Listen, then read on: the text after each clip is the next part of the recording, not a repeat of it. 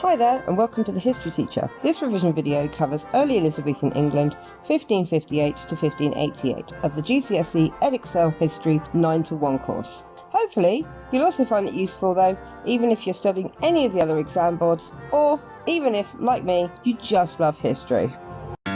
Hi there guys, so I thought this would be an appropriate moment to stop and have a look at some of the questions that you're going to be faced with in the GCSE. I want to have a look today at the 12-mark question, which is an explain why question. So we're going to use this example, which links to my previous video about Mary Queen of Scots, which is to explain why Mary Queen of Scots was a threat to Elizabeth in 1558.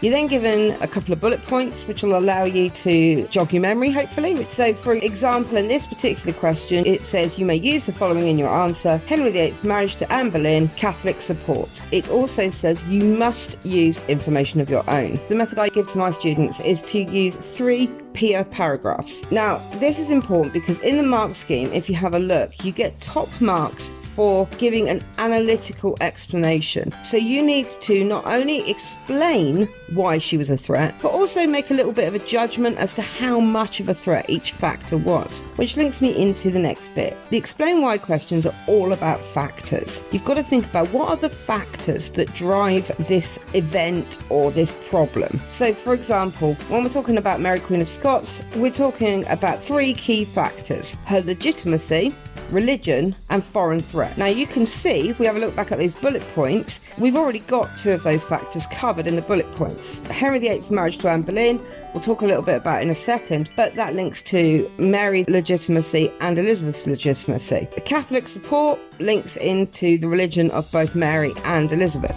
Then finally, we need to consider those foreign threats. Remember that Mary had a lot of connections in France and in Scotland, which could potentially cause Elizabeth a lot of problems. The other key thing I want to point out about this question is that it asks about why Mary Queen of Scots was a threat in 1558. This is really important. If you start talking about the Babington plot or the Throckmorton plot or the Revolt of the Northern Earls, you're not going to get any marks here because this is about 1558 when Elizabeth becomes queen. You need to know what Mary Queen of Scots was up to at this point in order to be able to make this judgment. You can't be talking about things that are going to happen years down the line because they will not help you and you will gain no marks. So let's have a look at my first paragraph. I'm going to attempt to write 3 peer paragraphs, point, evidence, explain, analysis on each of these factors. So we've got legitimacy. So I'm going to deal with the legitimacy first. Nice, easy way to kick off all of these 12-mark questions is just to say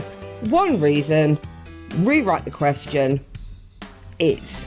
So for example, one reason Mary was a threat to Elizabeth, that's the question, was that Catholics questioned Elizabeth's legitimacy. Full stop. There's your point.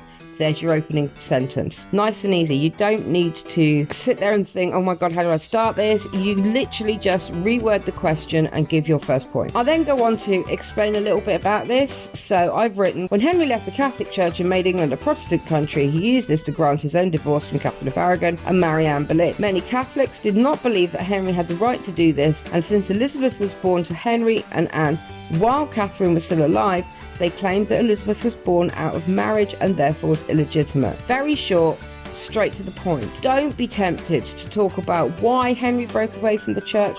Don't be tempted to talk about the closure of the monasteries or any of those things.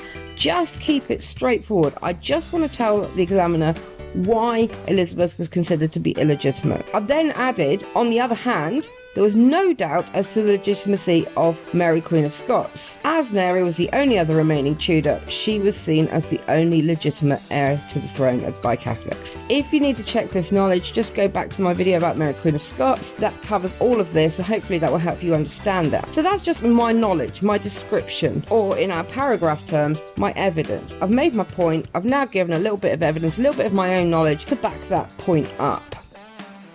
Finally, I need to get onto the explanation. I need to explain, link back to that question, explain, yeah, that's all very well. She's legitimate and Elizabeth is seen as not legitimate, but so what? Why is that a threat to Elizabeth? Well, this is a threat to Elizabeth because many northern nobles were Catholic and would support Mary over Elizabeth. That's a problem. Elizabeth could potentially face a rebellion by the Catholic nobles that would support Mary and want to get rid of Elizabeth off the throne. That's my explanation. That is all you need for your explanation. Finally, that analysis, that judgment that's going to get you those top marks, you need to be thinking about, why does that mean that she's dangerous, and how dangerous is she? I've just added that this would be a dangerous threat should Mary come to England. Maybe I would add a little bit more, but I think that's enough. I think you're just going to say this is a big threat, this is a big problem for Elizabeth.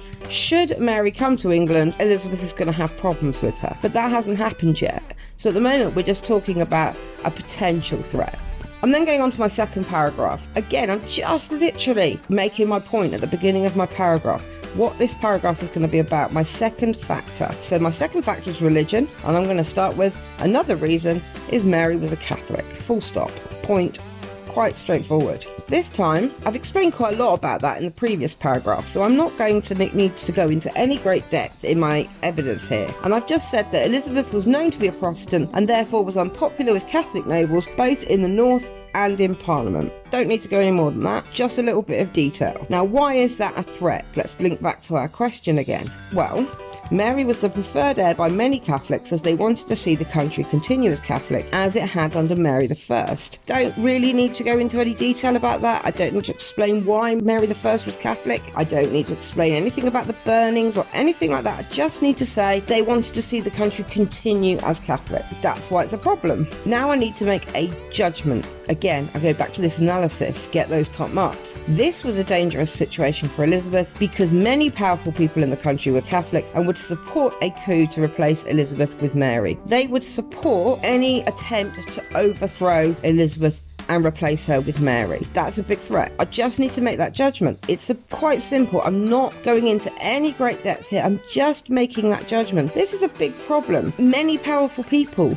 would want to replace Elizabeth with Mary. However, again, that hasn't really happened. Now I need to get on to my final reason. Without this final reason, if I'm only using the bullet points, I am only going to be able to get half marks. That caps me.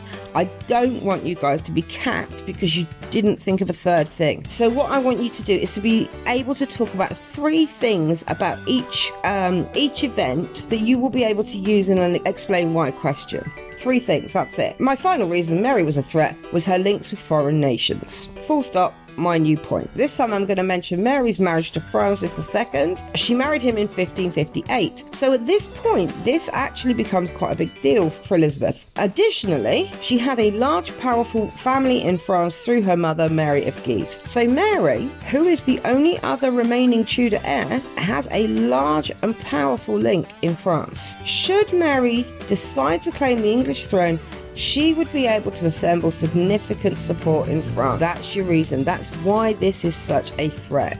Also, she could count on the support of her home country in a claim to the throne. Another reason why this is a big threat. I'm now going to finish off. I personally think this is the biggest problem for Elizabeth at this point in time. You've got to remember there's no Catholic plots yet. Elizabeth's not even met Mary. Why is this a problem? Well, this is my judgment. This was a significant threat. It was a big problem to Elizabeth, so should she decide to use invading armies to take over the English throne, Elizabeth would face forces on 2 fronts, both in the north of the country and in the south. And that is it. Don't need to write a conclusion at all. Just make sure you've got that little bit of judgment at the end of each paragraph, just saying how big a threat this was. If it helps, you can write down your 3 factors and give each one a score. So for example, I might say that legitimacy is maybe 6 out of 10, religion maybe 3 or 4 out of 10 because it's not a big problem yet, but foreign threat I might give something like 8 out of 10 because I think it is a much bigger and much more immediate threat to Elizabeth. I hope that's cleared things up. If you've got any questions about it, please email me. I will try to come back to you as quickly as I can. But for now, thanks very much for watching and I'll see you next time.